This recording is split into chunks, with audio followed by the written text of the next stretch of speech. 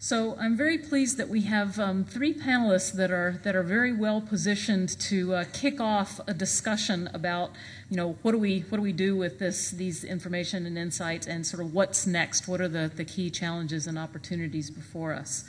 Let me find my cheat sheets real quickly. To my immediate left, we are pleased to have, and I should say he joined us on relatively short notice, so a special thanks to Alberto Paniagua. Comes to us from Peru, from the Peruvian Trust Fund for National Parks and Protected Areas, Profonampe. And my understanding is that Alberto is a senior level advisor who sort of served in a technocratic policy advice role to a succession of governments in Peru, and so is particularly well placed to tell us about what's necessary to actually action some of these insights. To his left is Pajero Prasetyo. Pajero is a colleague of ours from Indonesia, who has had a variety of experiences in his career. I'd say the most recent one is probably the most challenging, where he is a member of the National Red Plus Task Force, which is grappling with some of the issues we just heard about from the Norwegian Minister of the Environment, and is also the deputy chair of the Presidential Delivery Unit in the Office of the President, and might be able to give us a little more insight on some of the points the President of Indonesia was making in his speech. Before that, Pajero was part of the team that responded to the tsunami disaster in Aceh several years ago, and so knows a lot about intersectoral collaboration. And finally, to my far left is Jose Campos, who is the Director General of CATIE, an agriculture and natural resources research and training center based in Costa Rica. And CATIE has its mission of providing research results that are helpful both to small farmers as well as to governments in the region. And so I think is particularly well positioned to also think through not only how we action some of the policy challenges, but how we bridge the gap from science to policy. So with that, what I am going to do is take my seat along with the panelists and do sort of a kickoff first question to each of the panelists, but then we're going to open it up to all of you. So be thinking about what issues you want to put on the table, questions you want to pose to the panelists, or questions or suggestions you want to put forward to the whole group.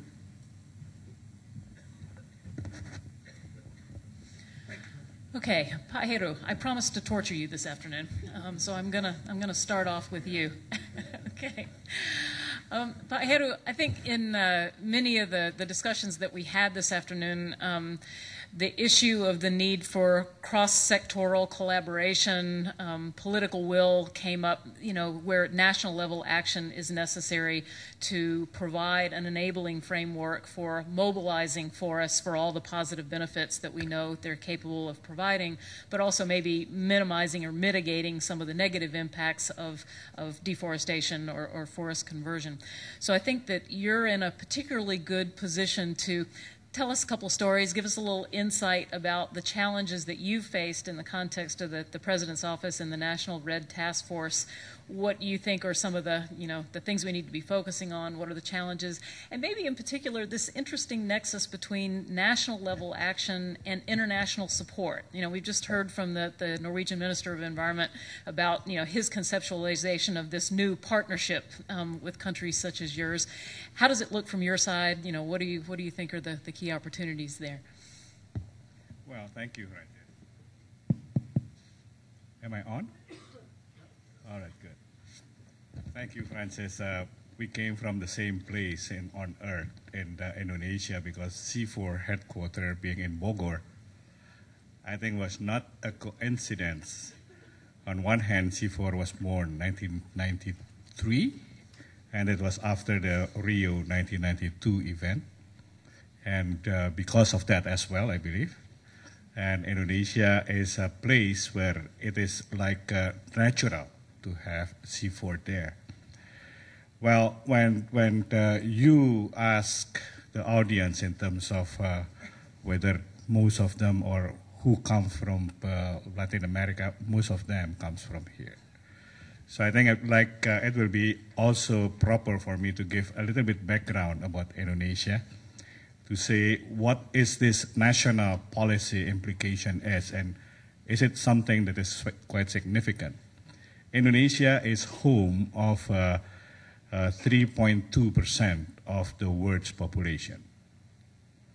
Having a population of 235 million, my calculation out of the 7 billion is about 3.2%. But not only that, we are also home of 12% of the mammals, 16% of the reptiles, 17% of the birds, and 25% of the fish. Our biological diversity is very rich. And that is on an area that is length of about 5,000 kilometers and a height from the north to the south of about 1,700 kilometers. It's a large archipelago. It's a large archipelago. So out of our space of about 5 million square kilometers, about 1.9 is land, and the rest is water. Now, but it's not saying that by having that kind of landscape, the policy that the government may have will be very much influenced by water. It's very much influenced by the forest. And why is it so? Why is it so? If you listen to my president's speech earlier when he mentioned about the objective for sustainable development in Indonesia is called sustainable growth with equity, I think it will be more appropriate if we boil it down into no sustainability without equity. And all growth must be for sustainability. No sustainability without equity, and all growth must be for sustainability. So if we put it that way, then the issue that we have discussed so far in terms of what is the technical side, what is the role of the forest and all those things, needs to be placed in the context of that equity side as well. So when we go about that equity side, then the issue becomes very challenging, much more challenging than we're talking about the technical side, much more challenging than talking only about the scientific side. I think it's very important to connect science with policy, definitely. And the reason for that, in my opinion, is because when it comes to sustainable, no sustainability without equity, and all growth must be for sustainability, the challenge in terms of getting there is very, is very hard. Let's see what are those challenges and how we try to address that. You see that the pressure of the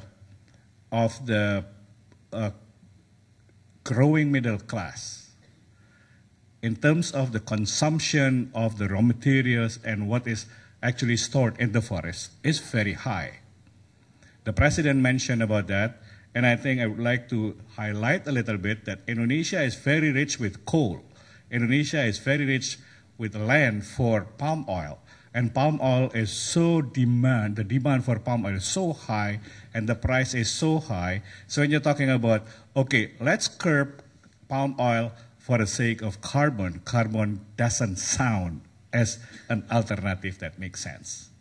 All right? The price of the commodity that comes from our forest is so high that stopping that will definitely affect our development, and stopping development is not acceptable. So it's very difficult. So that basis of the challenge in terms of making a policy to protect the forest is very much economic and in the way that we are counting our economy so far. That is number one challenge that we see in terms of the national level policy making. The other challenge that we see here is in terms of what are we talking about. When we are talking about a discussion about this is the current situation, the problem that we have in a developing country or a middle class country like Indonesia is in terms of the reliability of our data. The Minister of Environment from Norway shows the level of deforestation drop in Brazil. Ladies and gentlemen, I cannot show that with confidence for Indonesia. And the reason is that because our data and our maps are not as reliable as yet. So the second challenge in terms of the national policy is, are we basing our argument on real data? So I don't know about you, but when you're talking about making a policy, you need to have that reliable data with the highest of integrity. Our map needs to be improved. And that's why when you're talking about, all right, let's get something that will get into the people directly and all those things, wait a minute, are we talking about the right data? So the first challenge in terms of making a national policy, get the data right, get the map right. That's number one. The second is in terms of when you're talking about equity for your sustainable development, you're talking what will be the basis for you making that equity statement. How about your tenurial rights? Are you having a clear picture in terms of how to distribute that development to the people? What will be the basis? We look into our situation. I don't know about your countries, but in my country, the issue of tenurial right is still very real. Only 12% of our forest is actually set the boundary on. On the other hand, in terms of the tenurial rights of the people that is living in the forest, in the boundaries of the forest, you talk about indigenous people. We talk about customary landowner people kind of things, right? Because we all Indonesians feel that we are all indigenous. So since we are all indigenous, then what will that be that will make it special of these people? So you're talking about this customary landowner of people, land right, who has a right of the land people, okay? And it's called the masyarakat adat in our place. I can say that in Indonesia, we have an association that is quite large of our masyarakat adat. What is that for? What is that useful in terms of national policy? How does it relate to national policy? The masyarakat adat in Indonesia will now say that I have the right for this land, and the government regulation for that is not done yet. So you're talking about tenurial right in terms of how is the right to the people. We need to do that before getting into an equitable, sustainable development growth for the forest. Maybe the last one that I can mention here for this first question, Frances, is in terms of the coordination and the concertation of efforts. When you're talking about national policy never stand alone. National policy needs to be grounded and rooted on a sub-national level. That's one. But on the other hand, national policy needs to be related to the international level as well. So it has to go from the international to national to regional to subnational to the landscape in a connected way.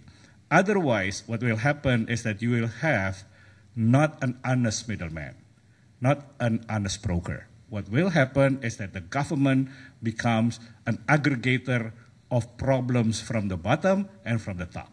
So at national level, you need to make sure that the national policy is actually connecting what the people in Norway, what the people in other countries wish for the people of Indonesia. It's a people-to-people relationship. Your national policy needs to address that. And what we will believe in terms of sustainability, with no sustainability without equity, and growth must be for sustainability. That will be something like the very general answer to your questions, but maybe we can elaborate later on. No, that's wonderful, Pak Heru, but I do want to ask one more question. You were teaching me a new word before we came out here, multi-bilateralism. Was that it? You want to define that for us? Yes, and I'm serious about that. The way that I see it, and we try on the RED Plus program that we are running in Indonesia, we look into the UNFCCC for guidance. And what we see there is a lot of work in progress. So if you're looking into a guidance that is a work in progress, are you progressing along that line, or are you behind, or are you ahead? Then we have this agreement with, or the letter of intent with Norway. We sat together, cut off all the negotiation, and be as a partner addressing a problem and looking for a solution. You see, if you're doing that on a negotiation basis, then what will happen is that somebody win and somebody lose. No, this is not the case, because this is a problem not of Indonesia. It's a problem not of Norway. This is a problem of the planet. So because of that, we are putting ourselves in the level of a partnership. On the partnership, we say that what are the problems? Maps. Can we do something about maps? Yes. Can we use the fund to do maps? Yes.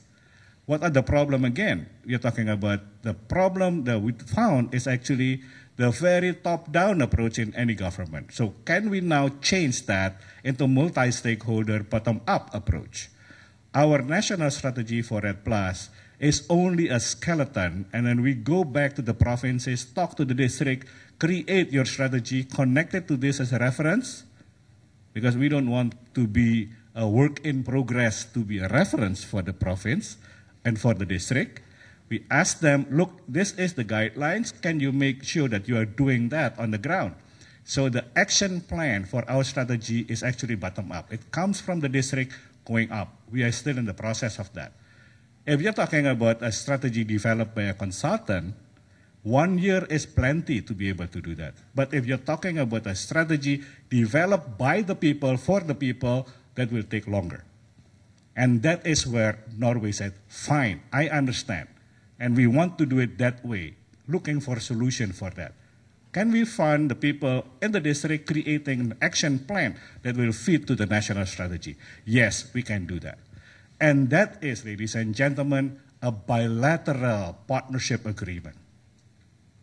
Now, if I can have that, and I can have that with Australia, if I can have that with Brazil, if I can have that with the UK, then what will happen is that you are creating the wheels that has all this link, the spoke of bilaterals, and in totality, you have the multi-bilateralist relationship.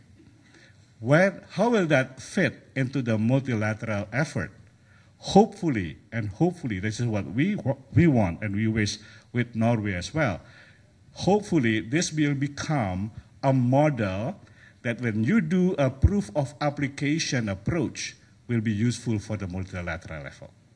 So it's not going against, it's not an alternative to, it's actually supporting the multilateral effort that we all have in terms of this kind of effort. So that is my multi-bilateralism concept. So I hope that will be useful for looking into, can we do that between countries? Can we do that between regions? And make that an example for global. Great, thank you. Pajero, your comments about the need for the national level to coordinate downward to the subnational level units is the perfect setup for the question that I wanted to ask Alberto. I think in several of the discussions we had earlier this afternoon, the the national level and local levels were important in sort of land allocation issues or needing institutions to help guide, forest management. And I understand that in Peru there's an effort to have sort of regional strategies related to RED at the subnational level, so maybe you could say something about that. And in addition, as Pajero's first point about the need to even out the economic incentives on some of these things, having institutions to channel financing to support the kinds of activities that we want to incentivize as opposed to others is very important. And your experience with trust funds and other, finance for sustainable development, I think would be very useful here. So could you make one or two comments on those 2 points? Thank you, Francis. Yes, I come from Peru. And I work in a national trust fund and a private non-profit institution which has this year is celebrating its 20th anniversary. In 1992, Profonampe, my institution, was part of the pilot phase of the GF project, of the GF with a new project. So we are closely related to the first achievements of Rio. My country has almost 1.2 million square kilometers. 60% of our territory is the Amazon region.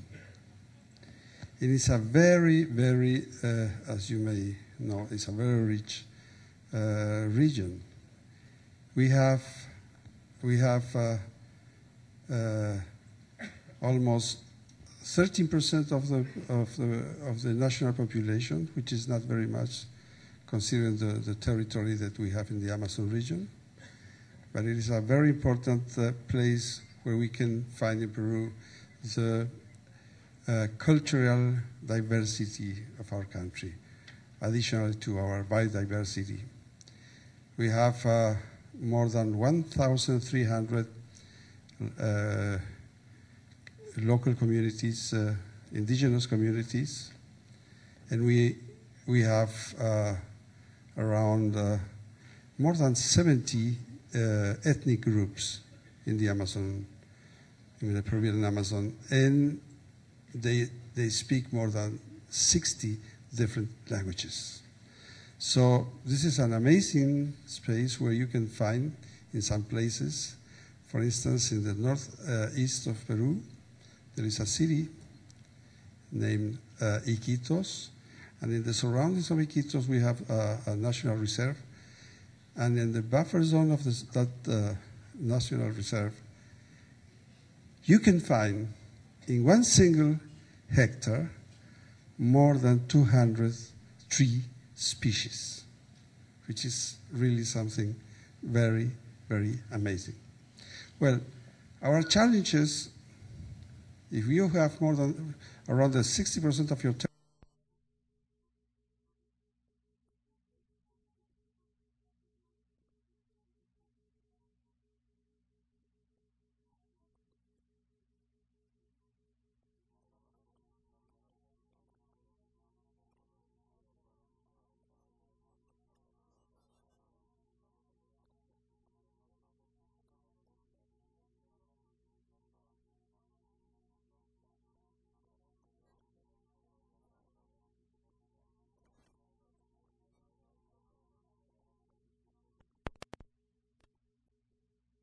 and particularly in our Amazon region, to manage forest conservation. This is new, and one of our problems, we heard now the President of Indonesia say, we know the problems, we know the solutions. And I guess in Peru, concerning the subnational level, we know the problems, we know the solutions. The problem is how we can, construct to build the bridge that goes from the bank of the problems to the bank of the solutions. And then what you can find, you have two, in my opinion, concerning your question, you have two main problems: institutional development problems and two financial issues. I will give you an example of how these two issues are married in my country. Today, there's a dozen of regional governments which are receiving royalties coming from the mining and gas activities. And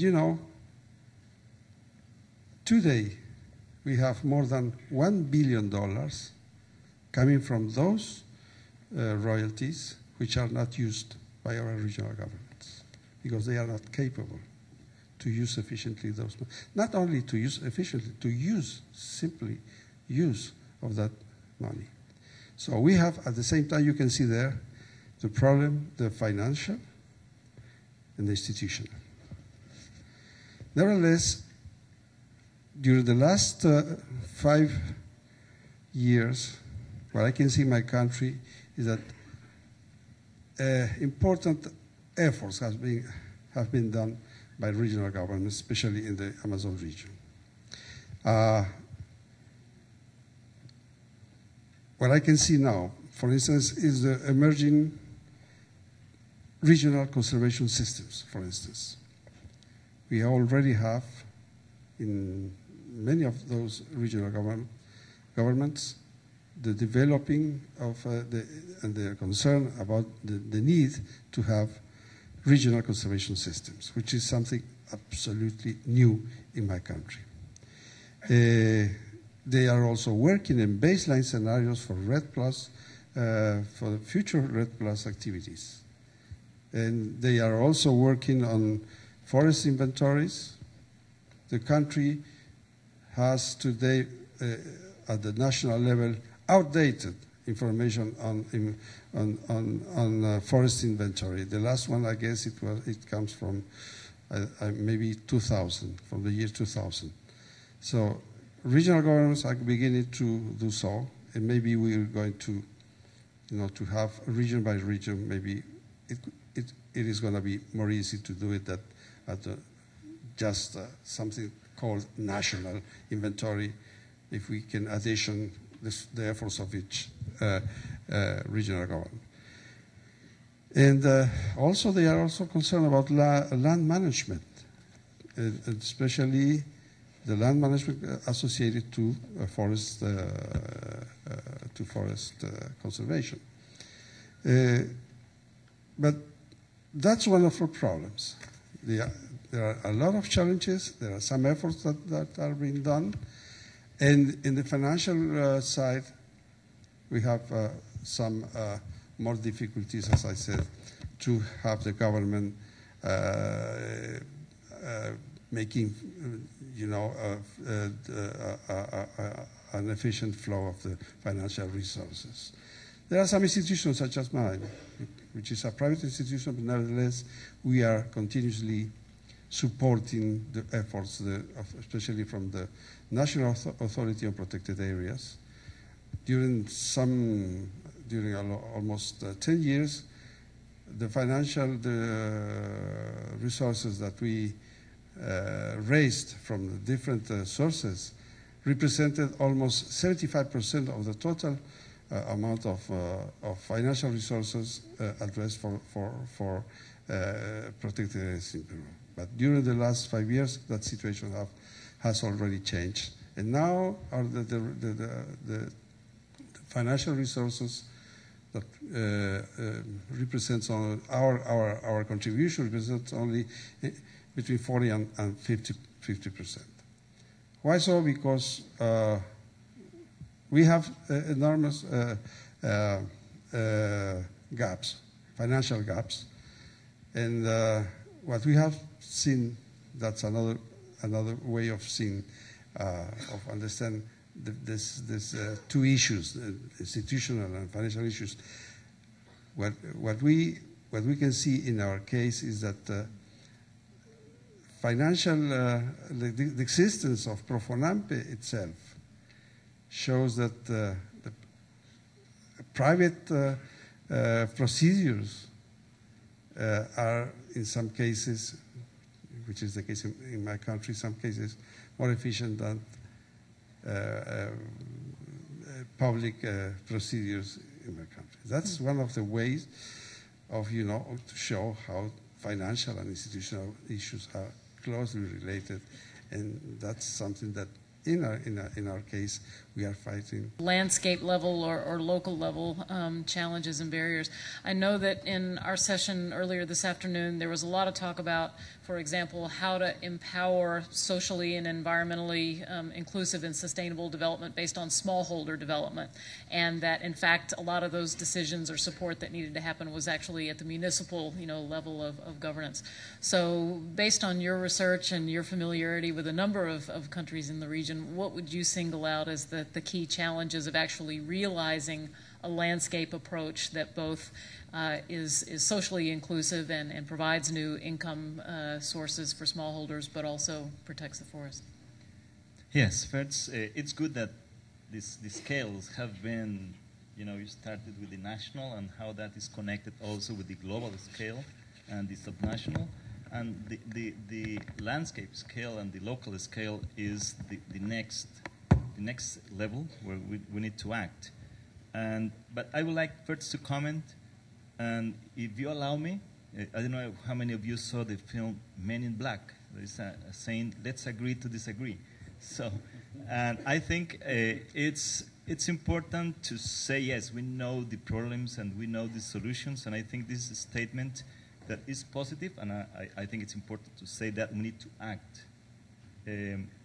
I think we don't know all the problems, and we don't know all the solutions. But I think we know enough of the problems, and we know enough of the solutions to act. So the problem is actually action. So we need a big paradigm shift. How do we move to really bring as many people as possible to act? And this is what people call collective action. I was reading a paper by Stanford University and Social Review on collective impact, and it's very impressive how change is significantly done when you have many different partners working together. So this is to introduce the importance of landscape scale management.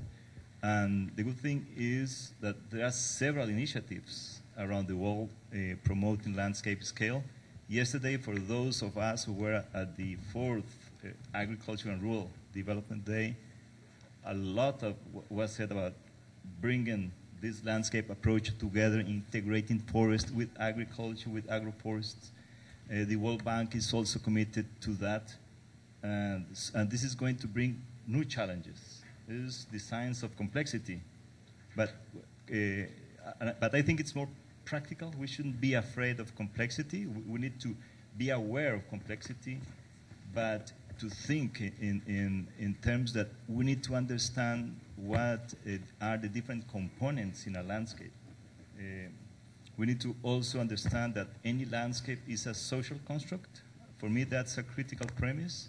It's a social construct, so anything that we do to develop the right social and institutional processes is key. Technology will come. And I could tell you about an experience in my own institution. For many years, we were promoting watershed management from a technological point of view. And in Central America, there were investments for over several $100 million, and the impact of watershed management projects was not really good, really significant. What was the problem? We were actually working mainly on the technological side. And when we started actually taking information and experiences from ecosystem management, from CIFOR's adaptive co-management, so the principles that people are actually developing for many years in many parts of the world. So we developed a new paradigm that we called adaptive co-management of watersheds. And it was actually based on bringing people together, since a watershed is a social construct, to agree on a shared vision, and based on with the different stakeholders who matter in that watershed or in that landscape. And those stakeholders would then develop jointly a common plan. We called it a co-management plan, with the different ministries involved in that landscape, with different actors, with the leadership of the local government and local associations, co-ops. So they will act together based on that strategic plan. Then with the facilitation of institutions like ours and academic institutions in those countries as well, to develop, to understand what were the key, the critical areas in that watershed. Those, for example, important for water recharge areas, and then to develop innovative economic instruments, financial payment for ecosystem services, for example. But the good thing is that when you bring together so many actors, you are bringing together the talent of so many people. Local knowledge, traditional knowledge, and science as well, working together to find solutions to the local problems. And this is what the ecosystem approach of the CBD says is one of the principles, that problems should be solved as close as possible to where they are. It's not like people in the capital, hundreds of thousands of kilometers away, making decisions on problems in that landscape. So the good thing, as I said, is there are many examples. The International Model Forest Network, they have over 50 model forests around the world in almost all continents. Biological corridors, who are doing very well in a region in Mesoamerica, for example, watershed management, and the Forest Landscape Restoration Initiative. So I think the principles are there, the experiences are there, and what we need is to bring them together, and I think that we're going to expand impact and then bring this collective impact, because we need to act now. We don't have all the knowledge. I completely agree that competitiveness and sustainability depends a lot on knowledge, but we know enough. But we need to do more. And then I could comment also on new ways that all the CG centers are working, and we need to do a different kind of research in order to enhance the impact of science. Great. Well, thank you so much. Our panelists have been very disciplined, so we do have 30 minutes left for involving all of you in the discussion. We have some microphones, I think, ready to roam around the room. Yes, okay. I see the guy in the back with 2 microphones. Excellent. Let me ask you to raise your hand. I'll take a couple of comments in a basket. Let me ask you to identify yourself and keep your question or your comment very short. And if appropriate, direct it to somebody on the panel or direct it to somebody else in the room. This can be a general conversation, not just a back and forth. Maybe sort of a multilateral bilateralism of some kind. Yeah. Okay. So we have a hand down here on the very front row. I want to start with.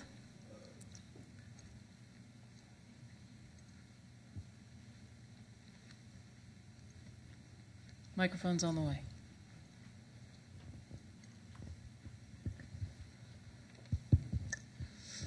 Thank you, Francois. My name is Takashi Fujiwara from Japan. I'm working for some industry associations and also representing the NGO. I am asking about the distinguished guests about the International Binding Convention of Sustainable Forest Management. 20 years ago, I believe that there is an intention to make that kind of binding convention for forest management, but they couldn't do that. After 20 years, both forestry, both Convention on Climate Change and Convention of Biodiversity is dealing very much about forestry issue, but both convention, according to their objective, demanding different ways for the forest. So forestry people should make clear the target of forest or target of global forestry management and make promise to the target and open to the international financial system. So I would like to ask you, the distinguished panelists, for this next steps. Thank you very much. Okay, thank you. Okay, we have a European parliamentarian on the front row. So, microphone to the orange T-shirt right here. Thank you very much. I'm Kriton Asenis. I'm a member of the European Parliament. I'm the Parliament's rapporteur on forest protection and now on LULUCF. On Friday, a couple days before, along with IUCN and the indigenous people's representatives in UNCSD, we had a common initiative to bring into the public the first maps that were created by Google and European Environmental Agency on the roadless areas of the world. We feel that this new information, these new maps that are available to the public are very important also for the issue of deforestation, as we saw in this event that where there are the roads expanding, it's where the forests are extincting. So I would like to, if you could share your experience, do you see this correlation in your related countries? And especially in Indonesia, are this issue an issue for policymakers? Is the construction of new roads a crucial issue on the fight against deforestation. Thank you very much. Great question. Okay, I think I saw your hand early on, yeah, in the back.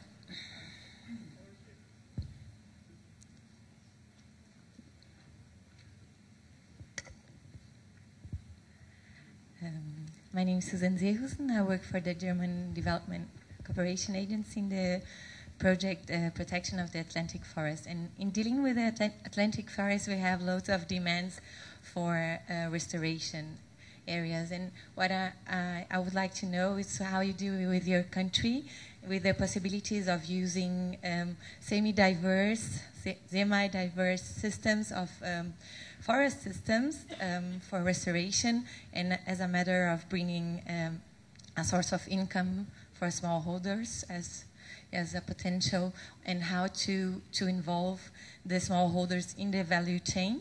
Yes, thank you. Great, and that was the smallholder issue was a big one in the earlier session, so thanks for bringing that up again. Okay, you got somebody right beside you. Right, great. Hi there. So my name is Ariana Alicia Bana. I'm from the World Resources Institute, but I'm also from Indonesia. So my question is for all of the panelists. To make the conversation more concrete, can you share with us, each of you, one example of a success story in each of your countries and each of the topics you talked about that people here might not know about? That's it. Thank you. Okay. I think I would come back to the front row. Barry, sorry. Okay. Through the different examples you have given... I'm sorry, you have to identify yourself before you can speak. My name is Raoni Rajão from the Federal University. I'm a professor at the Federal University of Minas Gerais, and I research institutions and governance of forests. And one of the things I've noticed that through the different examples you mentioned formal institutions, agreements, and structures. I was wondering if you have received in your role as policymakers also the role of informal institutions, so norms, cognition, the way these different actors see the forest and the way they think it should be managed. Thank you. Sure. Okay, now down the front row. Yeah. We got time. Barry. Yes, my name is Barry Gardner. I'm the Vice President of Globe International, the legislator's organisation for a balanced environment, and a member of the UK Parliament. One response to Ariana's question, I think, would, if he's here, best be answered as a positive initiative that's taken place. Andres is here, and he could certainly tell us about the work that has been done by Globe Mexico in passing the Mexican forest law, which I think has been a genuine success story. My question to the panel would be, should, when we're looking at free trade agreements as between the EU and Japan, should we make it a condition of those agreements that they take on board similar measures to protect against illegal logging and the importation of illegal timber when we conduct those agreements? Okay. Yes. Good afternoon. I work for the U.S. State Department, but I am also a Costa Rican. Tell us your name. Marisela Muñoz, I'm sorry. I heard the Minister of Norway saying that there could be a combination between the increase on GDP and reforestation, as we have seen in Indonesia and also in Brazil. And Mr. Preseggio was talking about no sustainability without equity and no growth without sustainability. So I have been listening for 5 days, many initiatives and programs. Very interested in pushing forward the green economy agenda, the concept. How would you all sell the green economy to a non-believer? That's my question. Okay, and then down in the front row. Thank you. I'm Eduardo Jr. from Reforestamos Mexico, and I wanted to know a little bit of your perspective on legality issues and trade as well. So the perspective from Indonesia, and if from Kati we could have a regional perspective about how forest trade can really influence the discussion about REDD or about sustainability in general with forests? Thank you.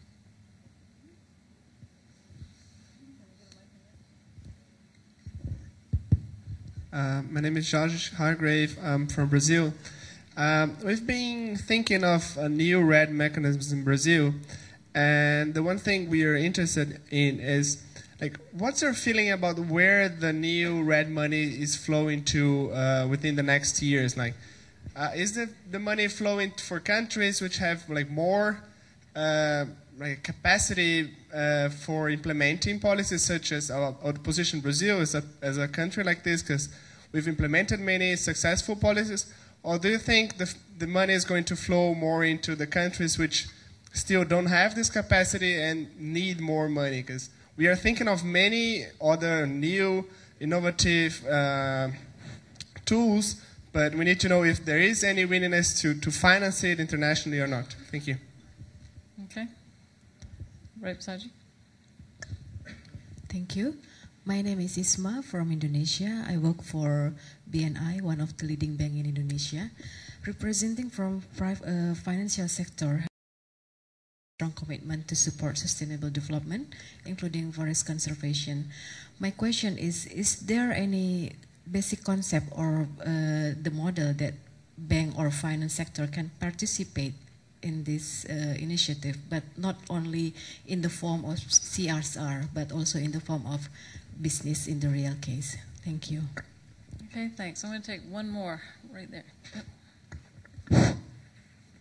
My name is Gabe Oje, Special Advisor to the Governor of Cross River State on Forestry, Biodiversity and Conservation. My governor, Senator Lili Muke, was supposed to be here, but owing to circumstances beyond his control, he's not here. But I'm here with the Commissioner for Environment. We are representing him. He was to address one fundamental question, one of which is the constraints, the greatest constraint to forestry conservation and management in Cross River State. In Africa generally, the greatest constraint to sustainable forest conservation is alternative means of livelihood. Africans see the forest as a resource for timber, a resource for other forest products, and also the soil which the forest is dependent on. They see it also as a means of farming. So to conserve the forest in Cross River State or in Nigeria and Africa generally, you have to think of alternative means of livelihood for the people. And this is a fundamental question that we should address. When once alternative means of livelihood are established, there shall be sustainable forest conservation in Africa. Thank you. Okay, thanks very much. To give full answers to all of the questions that have been articulated would take us probably through breakfast tomorrow morning. So I think what I'm going to ask each of the panelists to do is pick one or a cluster that can be answered together that you think from your expertise you have something to speak to. But then if there are others in the audience who have expertise to answer one of the questions that have been posed, we'll call on you too, because there's some very specific issues like related to timber legality that may not be the particular expertise of this panel, but we may have experts in the room who can engage on the dialogue. So who wants to go first? Jose, you look ready. Well, I'll start. Well, your question, I would say yes, we need to condition free trade agreements to positive environmental performance. And talking about example success stories, it's interesting to see the example of South Korea. South Korea, 60 years ago, being a very poor project country, I mean, with degraded lands, and today they have 64% forest cover. And they did it being poor, not like now. And Costa Rica had one of the largest deforestation rates in the world in percentage in the 70s, 80s, and forest cover went down to 21%, today is 52%. And why that happens? There are other examples in Europe, and usually it's related to the vision of political leaders, commitment, and the participation of the communities in those efforts and right policies. And in the case of Costa Rica, what happened was that in 1996, Costa Rica passed a new forest law that made it illegal to convert forest lands. So, but along with that, Costa Rica also created in the same law a payment for ecosystem services scheme, which is well known because it was the first country who implemented such a scheme nationwide. So it's been already about 15 years of experience with several $1 million invested. Costa Rica put a tax on fossil fuels, so under the principle polluters pay, and created the Forest National Financing Fund, and several 100,000 hectares and a few thousand forest owners have been involved in this program.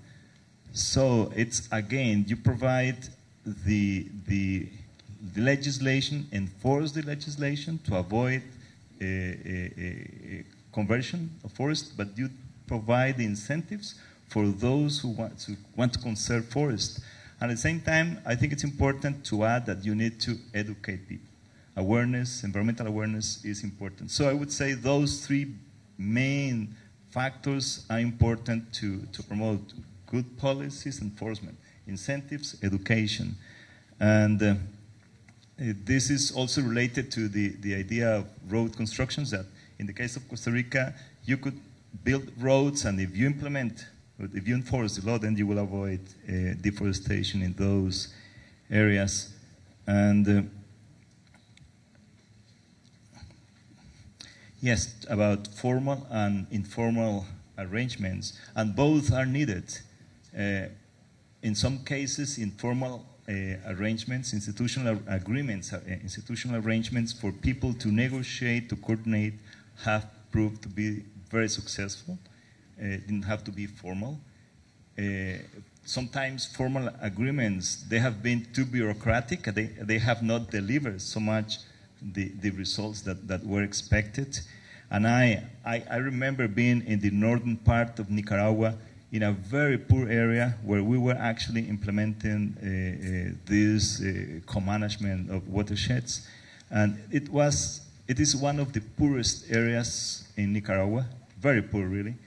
And based on those arrangements, informal arrangements, a group of women were concerned about illegal logging and forest fires. And it was a very degraded landscape. And they spontaneously organized a referendum to vote against illegal cutting of trees and forest fires. And the vote was something like almost 100% in favor of avoiding that. So what happened was that the local government adopted a legislation that applied what that movement wanted. So you can, and for me, when you do that, you are doing more than forest management or watershed management. You actually strengthening democracy at the local scale. For those people, having good water or firewood is more important than who wins the national elections. That affects more their livelihoods. So I think we need also to say what we are doing when we talk about forests, when we talk about agriculture, is about human security. It's about so many issues related to more important than just what usually we are used to say. And I would like to comment on the central subject of this Rio+20, which was mentioned by Marisela, on the green economy. And I think it's key. I know it's been a great deal of debate about who is against or who is in favor of the green economy. I think it's like sustainable development. I think it depends on how you implement it. And I think, sure, in the forest sector, we need to advance into the green economy. For example, there have been a proposal on climate-smart agriculture.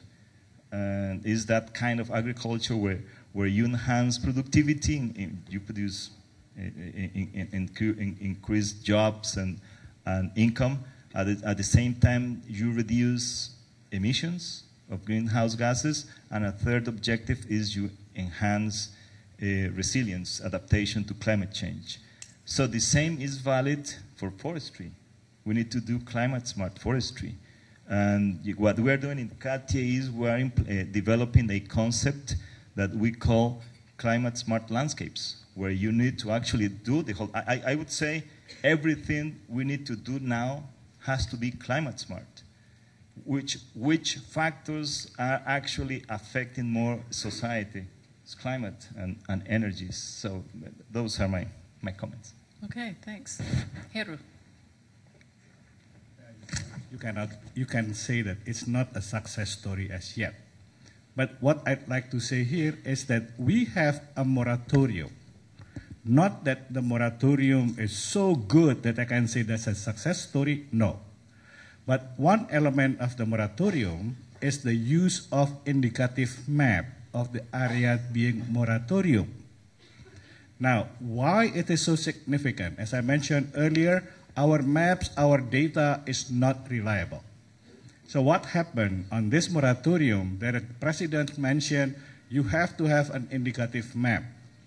So we put up the map that we have from the Ministry of Forestry, and what happened, every 6 months, on the 2 years, every 6 months the map must be modified, and modified with the input from everybody. So it has to be put into the website, and the people can comment whether the map is right or wrong. The first 6 months, when it comes out, with the coordination of each of the department involved and the input from the public, the map shrunk by 4 million hectares. The map indicated initially that the area to be that is being moratorium is about 68 million hectares. The first 6 months, we see that the area shrunk by 4 million hectares, approximately. People scream, "My God, the government cheat, the government cheat, the government cheat." And then we realized why it has shrunk, because the information that we get from the public, the information that we get from the other department shows, my God, that area is already given a license. And this is actually a suspension of new licenses, right? So the first 6 months, we get a reduction of 4 million. The second 6 months, we get an increase of about 370,000 hectares. What does it mean? Again, the input from the public. We have in our initial map an area that we say, all right, this area is out of the moratorium, and suddenly an indigenous people group sent a letter to us, an SMS actually, saying, look, this area is still a primary forest. We flew our people there, check it out, yes, there's still primary forest, our map was wrong. That is a success story. That is a success story whereby our data and our map is now not only made by the central government, but it's a participatorily introduced by the whole community. That, I think, is a success story. I would like to make a comment in terms of the issues or the discussion about agreement, and I would like to relate that to the issue of equity. The weight of sustainable growth with equity, the weight of no sustainability without equity, and growth is for sustainability, is enormous. Why is it so? We have SVLK, right? That is actually the registration or the certification of timber that is being sold outside. No illegal timber, no deforestation related, unplanned deforestation related to those timber. Very good. Everybody said, praise this, and very good on that. That has a problem with the smallholders. Because the cost of getting that certification for the smallholders is not tenable. So what happened is that by doing that, without considering the equity part, be it SVLK, be it RSPO, when the cost of that certification is not something that the smallholder can carry, and there is no system to make the smallholder involved in that, that is not for equity. So that equity part is actually needs to be planted on those agreements. Agreement needs to address equity. So when you're talking about the green economy for that, what will be the definition of green economy that we are using?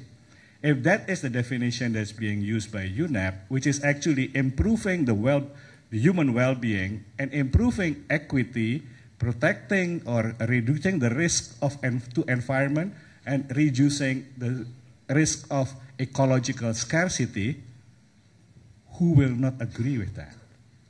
So the green economy with that definition, implementation-wise, needs to be structured such a way that that sustainability, growth, and equity is done at the same time. Now, I would like to comment a bit in terms of the financing. Where should the red money go, all right? Let's look into what happened now. Indonesia, we are forming what we call the funding instrument for RED+. The red money that comes from Norway is actually staged into 3 stages. One is the development of the capacity. Second is the transition into pay for performance. So it's not directly for pay for performance, but you need to structure it such that the capacity and the ability to produce that performance is made available. Now, I would like to make my last comment in terms of how can we make all this policy last? The first thing that needs to happen is that it needs to be quick. It needs to be quickly effective, or effective quickly. If you don't do something that will be effective quickly, people lost interest already. And when it lost interest, you don't get that regulation or that policy staying.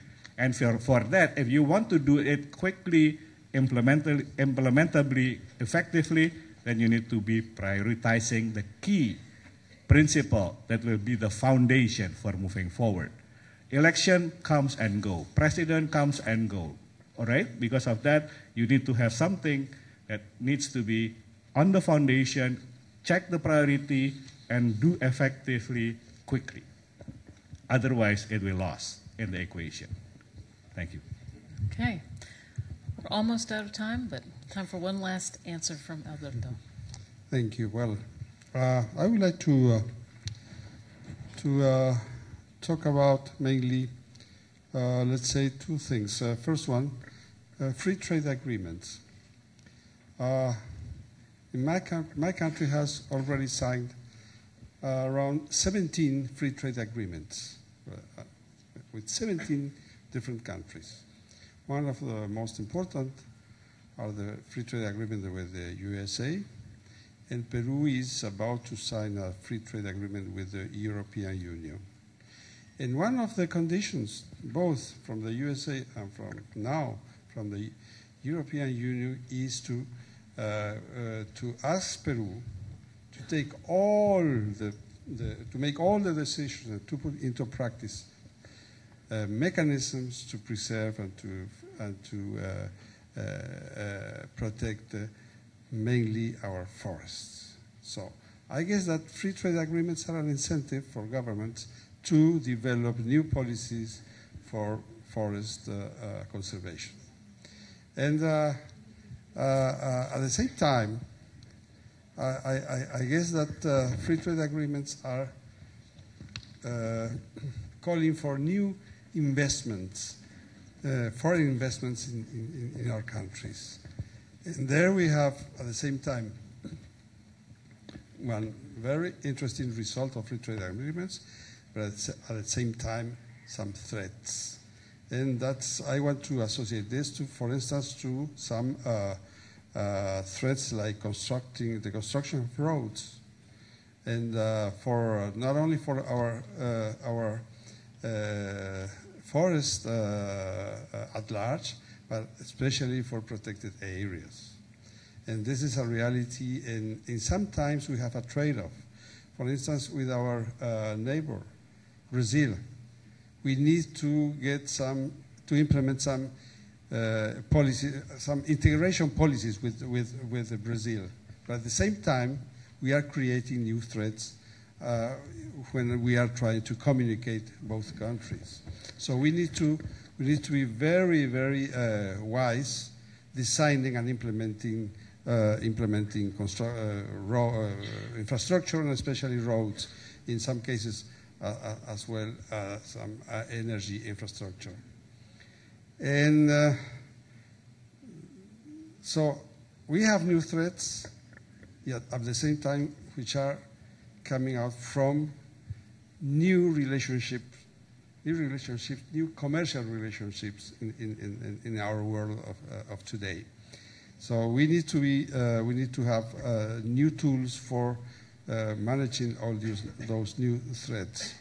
And I'm going now to the financial issues. You know, for a long time I've heard in my country saying we need to have financing for conservation, we need to have a flow of financial resources, predictable and for a long term, or what we call sustainable finance for conservation.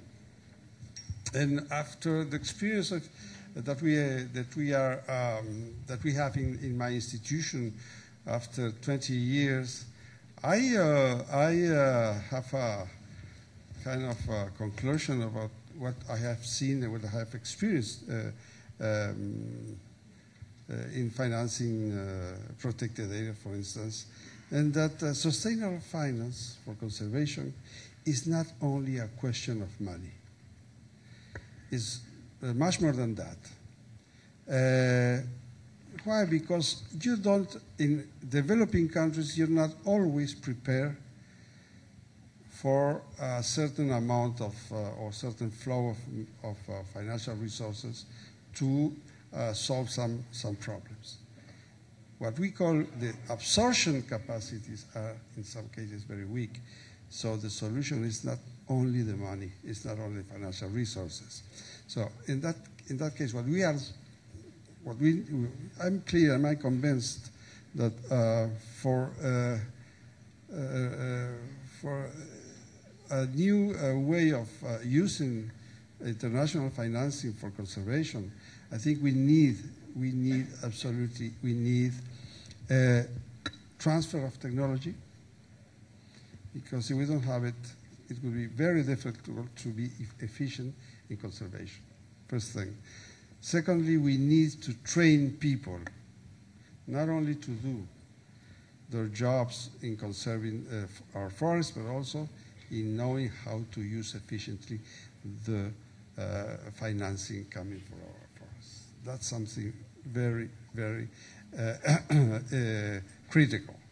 And of course, we also need, our countries need to act more, how can I say, we need to go to, we need some more networking.